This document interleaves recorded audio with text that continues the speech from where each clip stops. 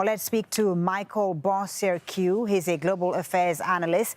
He's via Skype now from Sydney, British Columbia. Thank you very much for being with us, Michael. Russia-Ukraine tensions over Crimea have never really gone away. Just how serious do you think this latest incident is in the Black Sea? Could this start a new crisis, a new war? Okay, good to be with you, Folly. Of course, a line has clearly been crossed. I think this represents a new front line in this 4.5-year-old conflict. I don't think Ukraine is prepared for this escalation, even though it's been bubbling for months in the Sea of Azov. Its navy is in a shambles. President Poroshenko, surprisingly reacted to this by, calling for martial law, possibly starting as early as a few hours from now. So it's a very odd reaction to what has happened, but definitely this is an escalation, and the Ukrainians are very, very strongly calling for the involvement of the West, because without further pressure on Russia, I think it will continue to try and escalate this. An interesting reaction, as you say, from the Ukrainians. Petro Poroshenko calling for martial law, which, as Rory mentioned just a few minutes ago, he didn't do at the height of the conflict over Crimea in 2014, 2015. What do you think his motivations are here? The Russians see this as political. Do you think there are internal politics at play here as far as Ukraine's response and reaction is concerned?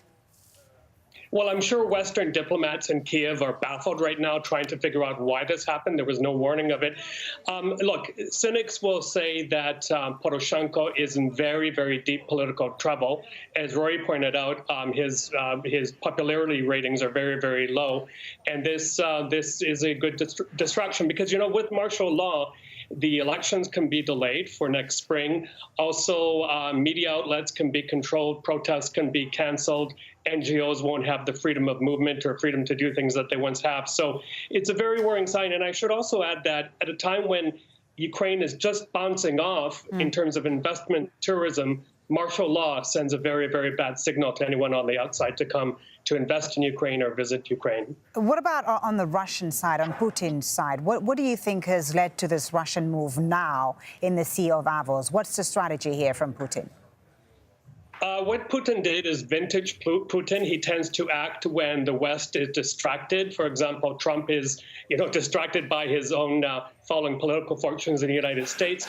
Also, the Brexit debate. Also, the protests in France. So he usually strikes when things are in disarray.